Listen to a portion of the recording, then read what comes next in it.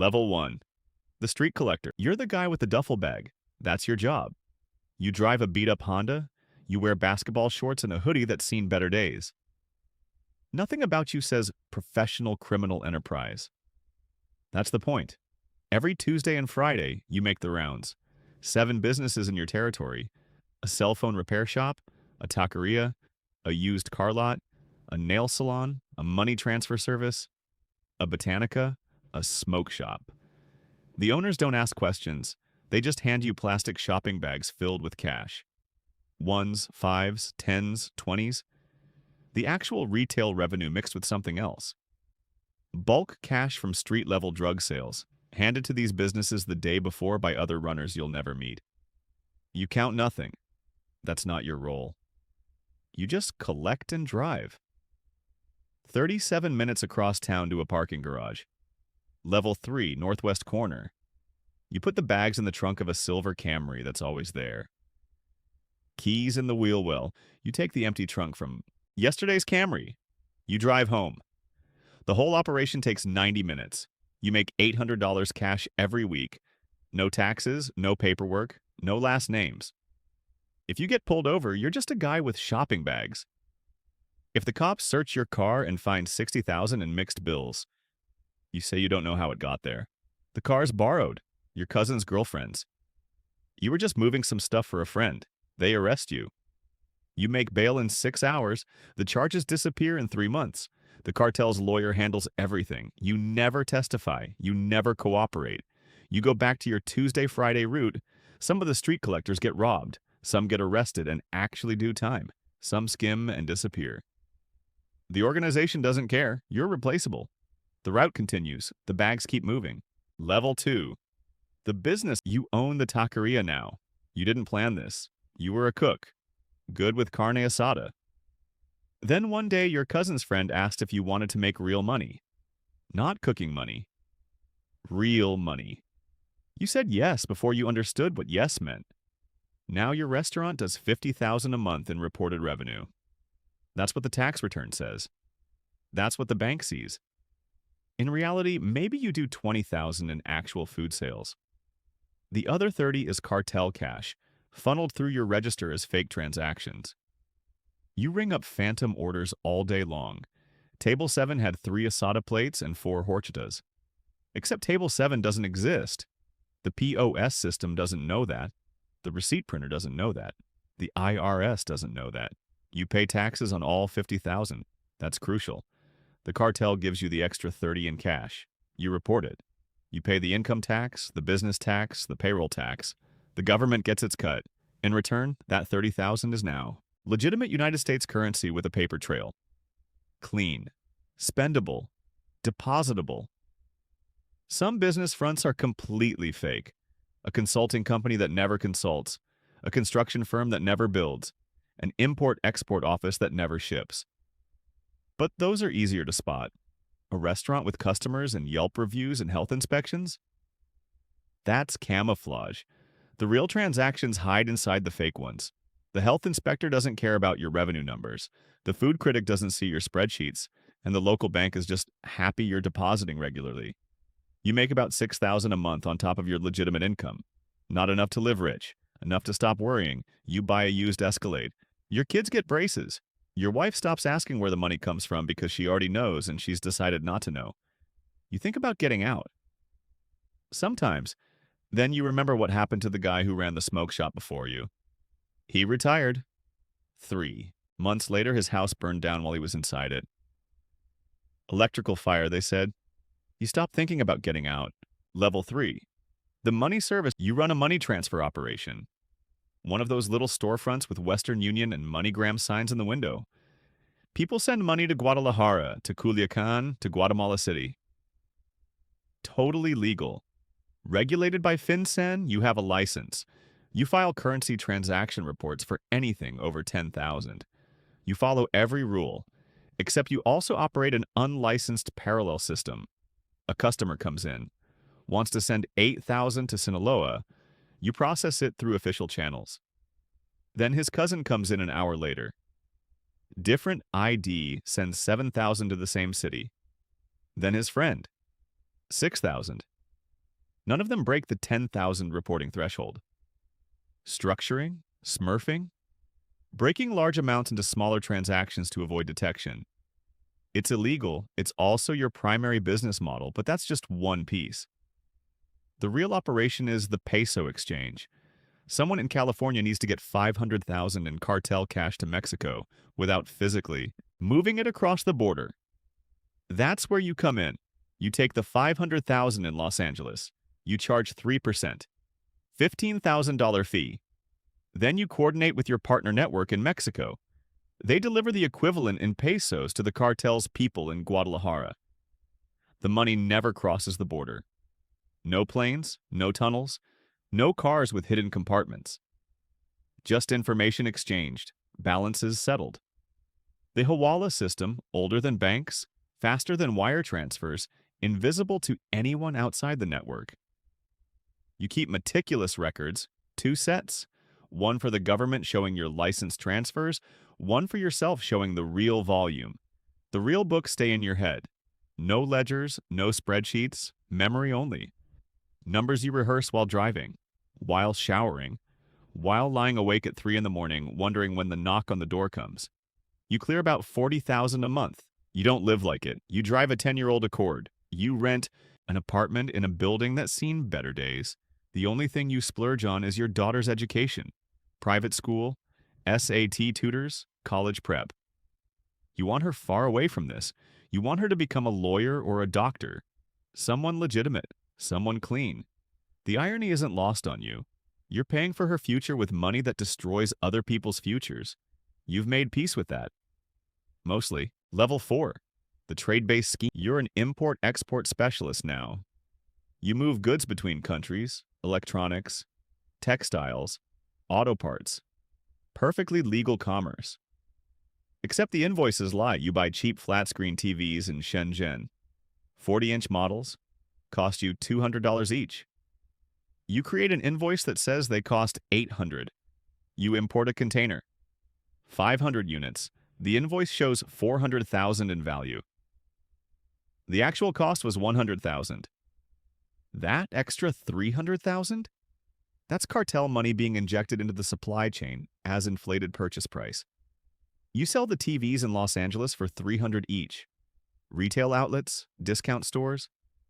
You take a loss on paper. You paid 800, you sold for 300, a $500 loss per unit. 250,000 in total losses. Your business looks terrible on paper. You're hemorrhaging money, but in reality you bought for 200, sold for 300. You made 50,000 in legitimate profit. Plus the 300,000 in cartel cash is now justified as business expenses. Documented, receipts, customs declarations, bank transfers to real Chinese manufacturers, or you reverse it. Export American goods to Mexico, used cars. Declare them worth 8,000 each when they're really worth 18. The cartel pays you the full 18 in Mexico. You report 8 on the export documents. The extra 10 per car disappears into the gap between declared value and real value. The Mexican buyer gets a discount. You get a commission. The cartel gets clean money on both sides of the transaction. The beauty is complexity. You're not just doing one scam, you're layering, overvaluing some shipments, undervaluing others, mixing real transactions with fake ones. The paper trail is 1,000 pages deep. Shell companies in Panama own the importing company. A trust in Delaware owns the shell company. The beneficial owner is another shell company in the British Virgin Islands. An auditor would need 6 months and a team of forensic accountants to unwind it. By then, the companies dissolve. The money's moved. New entities form. You make about 200,000 a year. You pay taxes on 90. The rest is consulting fees paid to your offshore entities. Legitimate business expenses. You have an accountant who specializes in international trade. He knows exactly what you're doing. He'll never say it out loud. His fee is 30,000 a year. He's got 12 clients like you. Level 5. The real estate port. You buy property. That's your function in the ecosystem now. You're a real estate investor. Completely respectable. You attend city council meetings. You shake hands with developers. You sponsor Little League teams. The cartel gives you $2 million in cash. Not directly. Through a series of loans from shell companies, you buy a strip mall in Tucson, an apartment building in Phoenix, a warehouse in El Paso. You pay cash, or you get a mortgage for half the value and pay the rest in cash. The bank loves you. You're putting down 50%. Your credit's perfect. Your income documentation shows you own a successful import business and 3 other properties. Of course they'll lend to you. The properties generate real rental income. $30,000 a month combined. You report it all. You pay property tax, income tax, everything legitimate. The properties appreciate. In 5 years, that strip mall is worth $3 million. You sell it.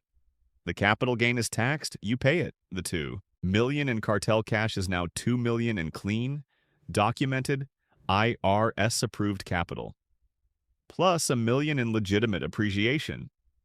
Some of the properties you never sell. You hold them, refinance them, pull equity out. The bank gives you a cash-out refinance. $1.5 million. You pay off the original mortgage and pocket $800,000. That $800,000 is a loan to yourself. Not income, not taxable. You use it to buy more property. The cycle continues. You employ a property manager, a leasing agent, a maintenance crew. Real people with real paychecks.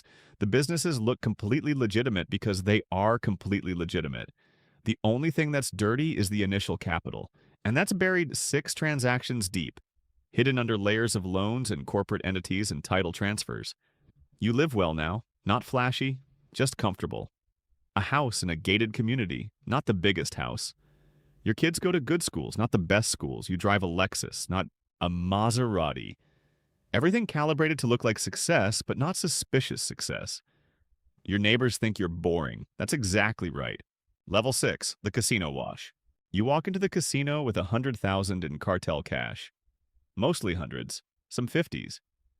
You buy chips, you play for 4 hours. Blackjack mostly. Some roulette. You're not trying to win. You're not trying to lose. You're trying to churn. You bet $500 a hand. You win some. You lose some. By the end of the night, you've cycled through $80,000 in bets. Your net loss is $3,000. Acceptable. You cash out. $97,000 in chips becomes a cashier's check. The casino reports it. Form 8300. Large cash transaction. But it's legitimate gambling proceeds. You pay taxes on your winnings. You deduct your losses. The IRS sees a recreational gambler who had a decent night. The $100,000 in drug money is now $97,000 in documented casino winnings with a paper trail. But you're not just a casual player. You're a host's dream. You come in twice a week. You're a high roller. The casino gives you comps, free rooms, free meals, show tickets. They track your play. You average $200,000 a month in total bets. Your net is almost break even. Sometimes you're up, sometimes you're down. Over a year, you're down about $40,000. The casino's perfectly happy with that. You've generated $2.4 million in handle. You're rated as a platinum player. The real trick is coordinating. 10 guys like you. Different casinos, different cities. Las Vegas, Atlantic City, Biloxi, Reno. Together, you're washing $12 million a year through casino cages. Each of you looks like an individual gambler with a habit. None of you are connected on paper. You've never met most of them. The cartel coordinates through intermediaries. You get a text. Green table, Wednesday, 80. That's all you need to know. You make about $15,000 a month, not from gambling, from the cartel's fee for being the face. Your official job is consultant for a logistics company. That's what your tax return says. The consulting income covers your lifestyle. The gambling is just your expensive hobby. The casinos don't ask questions. They don't want to know. You're a customer. You tip well. You don't cause problems. Security knows your face. The pit bosses know your name. When federal agents come asking about suspicious activity, the casino's compliance department shows them your player card history. Everything's documented. Everything's reported. What else do you want from us? Level 7. The bank complicity. You work at a bank now, not a big one. A regional institution, community-focused, you're a vice president. Commercial lending, you've been here 8 years, impeccable record. You approve loans, you open accounts, you know the regulations.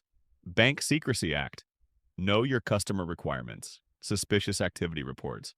You've taken all the training. You also know which customers are dirty. You can smell it. The restaurant owner depositing $40,000 in cash every week.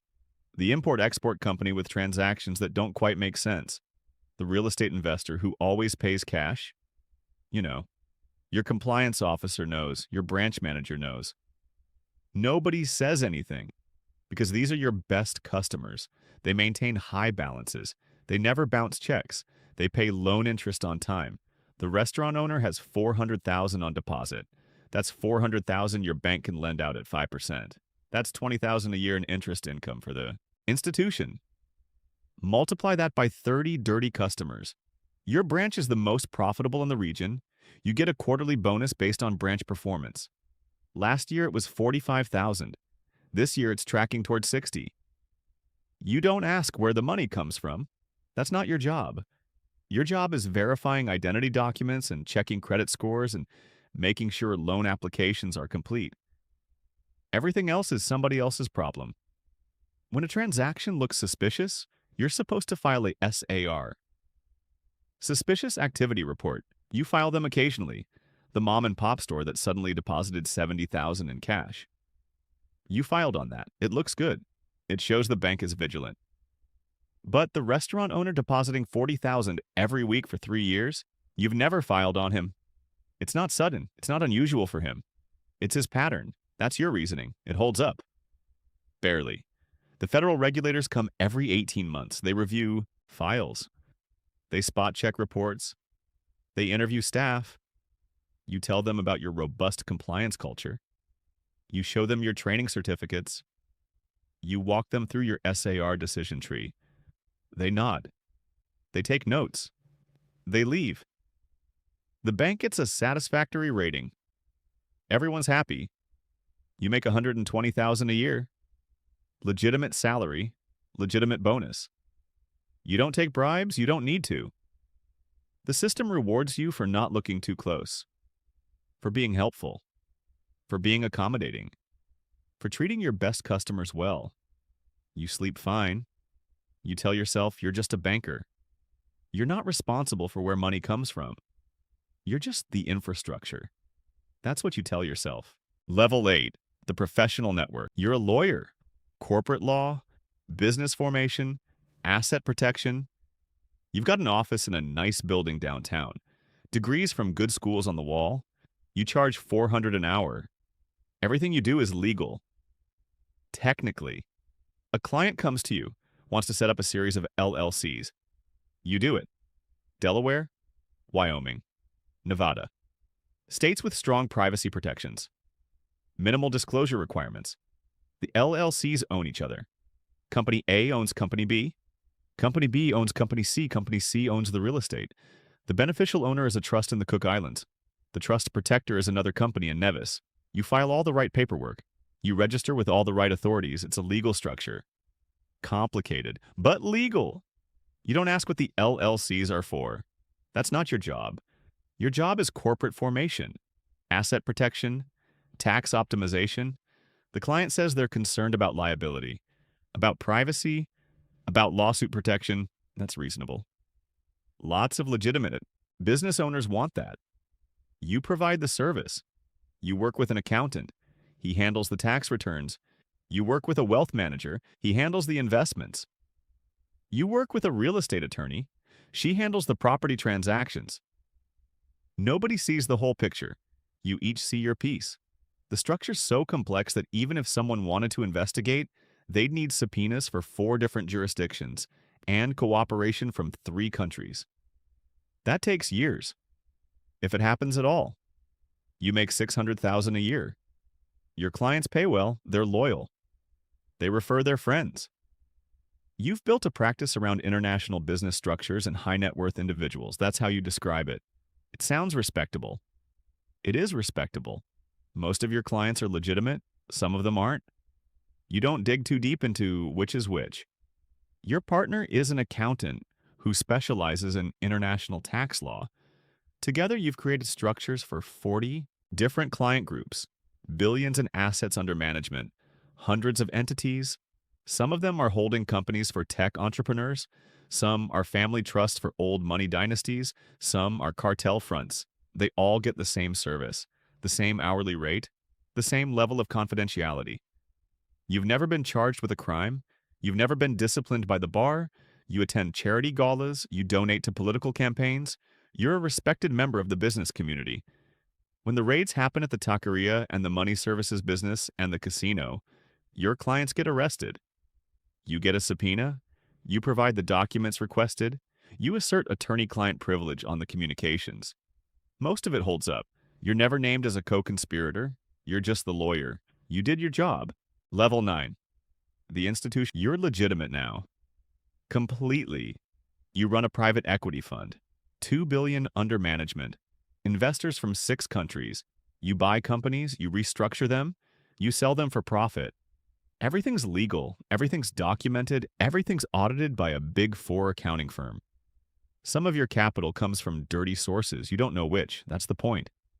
An investor in the Cayman Islands contributes 50 million. His documentation is perfect. Bank references, proof of funds, legal opinions, due diligence reports, everything checks out. You accept the investment. Your fund now has 50 million in clean institutional capital. You use that capital to buy a chain of regional pharmacies, 70 locations, 300 employees, 100 million in annual revenue. You improve operations. You negotiate better supplier contracts. You implement new inventory systems. In 3 years, you sell it to a national chain for 140 million. Your fund makes 40 million in profit. Your investors get their share. The Cayman Islands entity gets a 7 million return on their 50 million investment. That 7 million is completely clean. It came from a documented private equity return. It's been through audits, tax filings, securities regulations. It's legitimate profit from a legitimate investment. The fact that the original 50 million came from cartel proceeds 5 levels back is irrelevant, unknowable. Even if someone proved it, you had no way of knowing. You did your due diligence. You followed the rules. You sit on corporate boards now. You speak at industry conferences. You've been profiled in financial magazines. You employ 300 people. Your fund owns pieces of 17 companies. Manufacturing, healthcare, technology. Real businesses with real products and real employees. The cartel's money is now so thoroughly integrated into the legitimate economy that it's indistinguishable from any other capital. It's been taxed, documented, regulated, audited, cleaned through so many cycles that its origin is impossible to trace. It's invested in your 401k. It's part of your pension fund. It's in the mutual fund you bought for your kids' college savings. You make 3 million a year. Management fees plus carried interest. You live in a house worth 8 million. Your kids go to elite private schools, you vacation in St. Bart's, you're completely legitimate. And you sleep fine. Because you didn't do anything wrong. You're just a fund manager. You're just doing deals. The money that came in was clean when it got to you. What happened 5 levels back isn't your problem. Isn't your responsibility. That's what you tell yourself. Level 10. The architect. You're invisible. That's your power. No one knows your name. You don't appear on any documents. You don't own any companies. You don't touch money directly. You're the architect, the designer, the coordinator. You've built the entire system, the network of businesses, the roster of complicit professionals, the web of shell companies spanning 14 countries. You know every piece, every player, every connection. It's all in your head. No files, no records, no evidence. You meet with people in restaurants, in parks, in hotel lobbies. You speak in generalities. You make suggestions. It would be helpful if someone could handle transactions in the Phoenix area. That's all you say. 3 weeks later, a money services business opens in Tempe. You never give direct orders. You never make explicit connections. You just identify needs and suggest solutions. Other people execute. You're paid in cash, delivered once a month. A bag with 200,000, no receipt, no record. You spend. It's slowly. Travel. Gifts. Nothing that creates patterns. You own nothing in your own name. You rent apartments under LLC names. You lease cars through shell companies. Your actual footprint is nearly zero. You've been doing this for 19 years. You've laundered an estimated $43 billion. That's not your number.